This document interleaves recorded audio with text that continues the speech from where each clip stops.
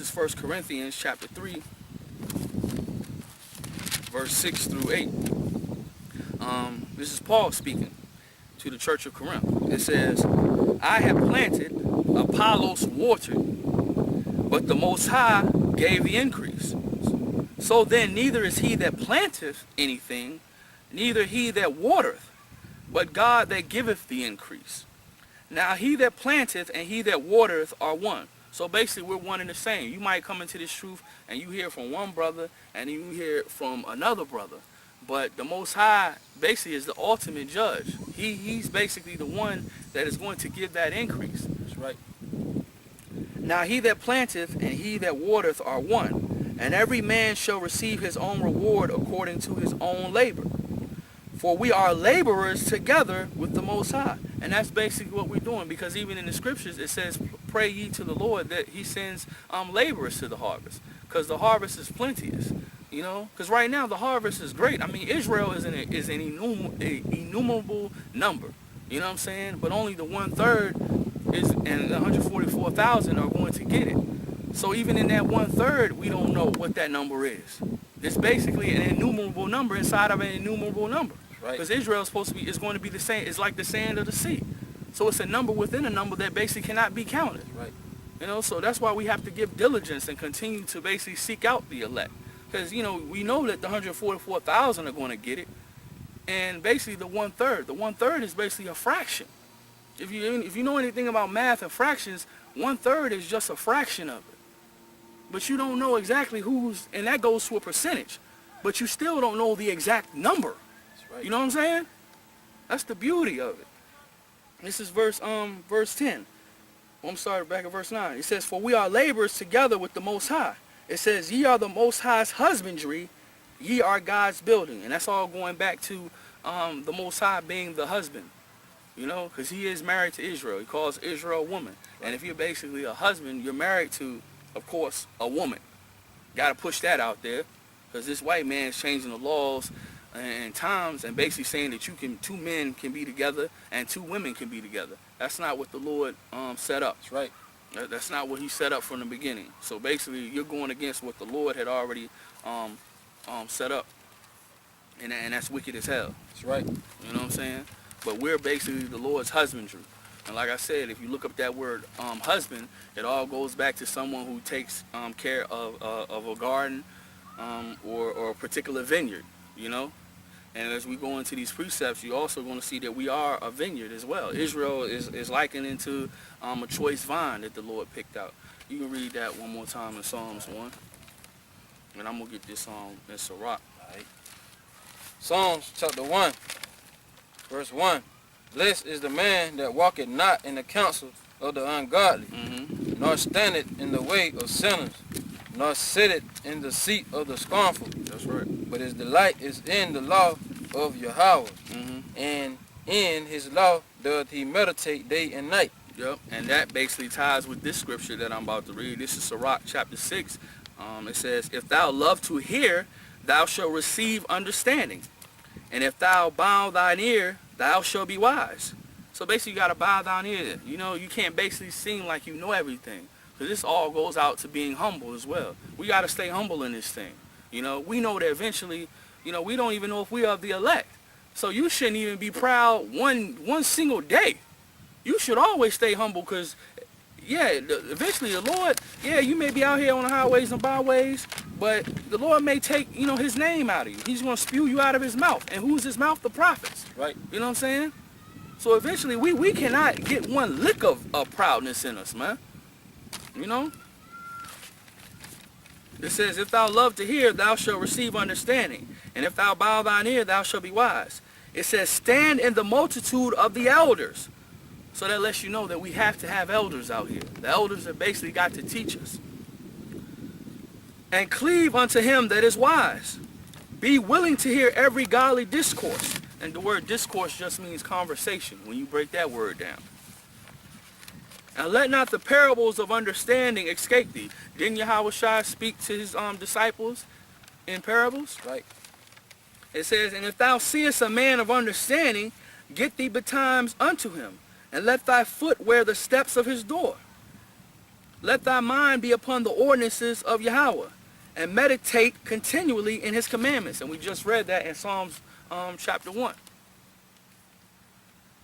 He shall establish thine heart, which is your mind, and give thee wisdom at thine own desire. So the Lord eventually, basically, once he finds out that, first you got to be chosen, because we didn't choose to get in this. The Lord chose us out of this.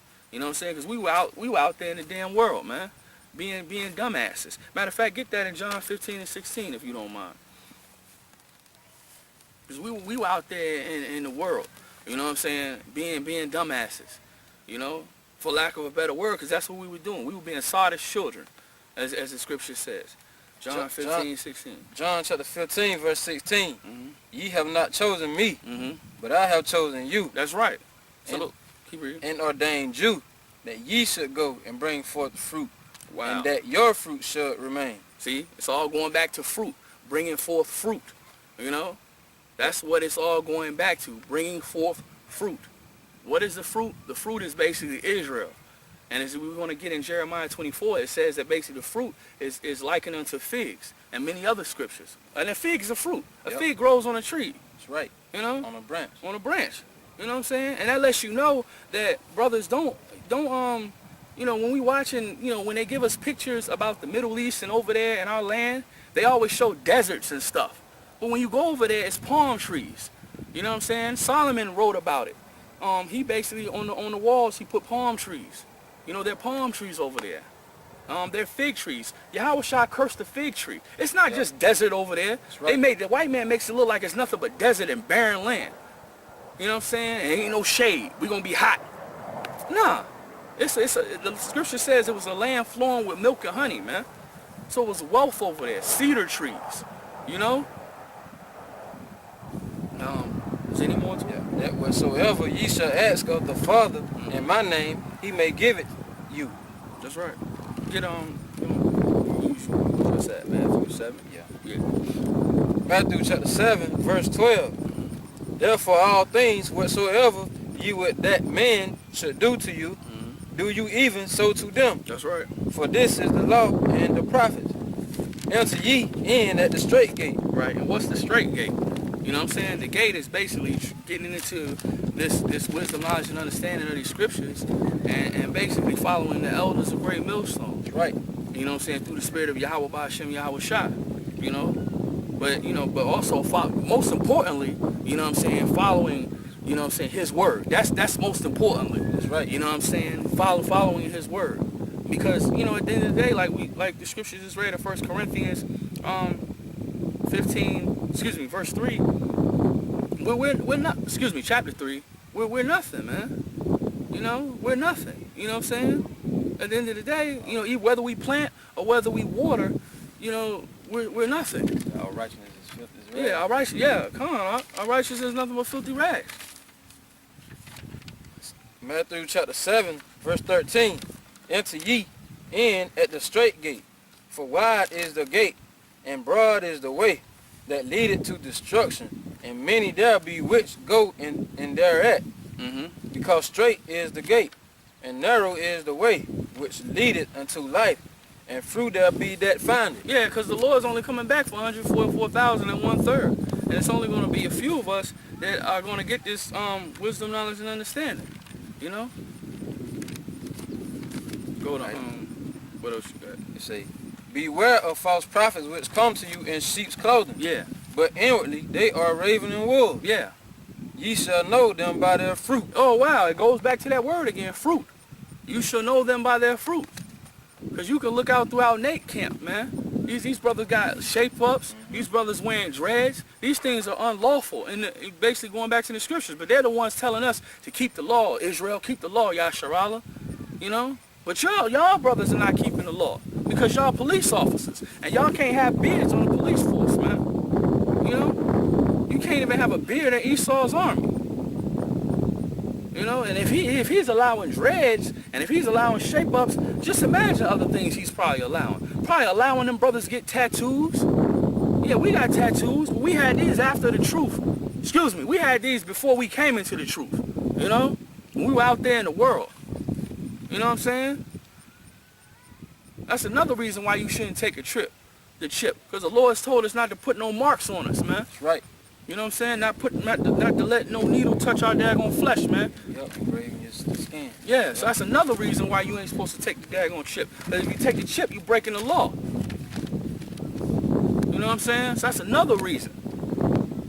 And basically, you're going to know who these false prophets out there because you're going to know them by their fruit, man. You're going to know them by the fruit that are basically they're gathering. You know? Because all they do with us, they slander us. You know what I'm saying? They can't judge. They look at the outer appearance of us and call us bums. You know? That's all they do. Calling us bums, saying we ain't got, saying it's a shame that our elder had to basically put up a video just to show that he does work. You know what I'm saying? And that's a skillful trade to have. Carpentry. Yahawashi was a carpenter, man. There were many other trades that that Israel basically had. You know? Y'all think y'all all that because y'all so-called working for the white man's police force, man. And all y'all in the same array. Yeah. In purple and so-called gold. Yeah. Trying to have the kingdom down here in this white man's kingdom, man. Yep. That's fucking foolishness. That's right. The Lord gonna destroy y'all asses for that. Like I said, it's all about gathering fruit, man. We're fruit. We're nothing but figs to Yahweh and Yahawashi, man. And that's why most of our people listen to y'all niggas anyway, man. Yeah. Cause they like worldly shit, man. Mm-hmm. And y'all some worldly niggas, man. Yeah. Oh, that nigga got dreads? Mm-hmm. You know what I'm saying? And we base this, and if y'all don't know, you know what I'm saying, this lesson that came out, this came out basically months ago. We just ain't never bring it out. It was a sit down we had because we had a brother that wanted to come into this thing, but we told him, you know what I'm saying, you gotta cut your dreads. And he ain't wanna cut his dreads. Yeah, cause he had been looking at them niggas. Yeah, cause he had been looking at them niggas. And he said basically my hair, you know what I'm saying, I ain't cutting my hair, man. We had to show him basically, you know, where it said in the scriptures where a man shouldn't have long hair. And he didn't want to basically do it. So he was an abominable fruit. Because men don't gather, basically the scripture says, do men gather grapes of thorns or figs of thistles? If you're a nigga out there with dreads, you're a nigga out there with a shape up and you so-called reading this word, you are a grape with thorns. You are a fig with thistles, man. I want to be a good fig, man, that the Lord puts me in his basket and sets me on his table. You remember when your grandma had a fruit basket? You know what I'm saying? Sometimes people just have a fruit basket just for show. She ain't never even eat the fruit, but she just put the fruit on the table just for display, man. You know?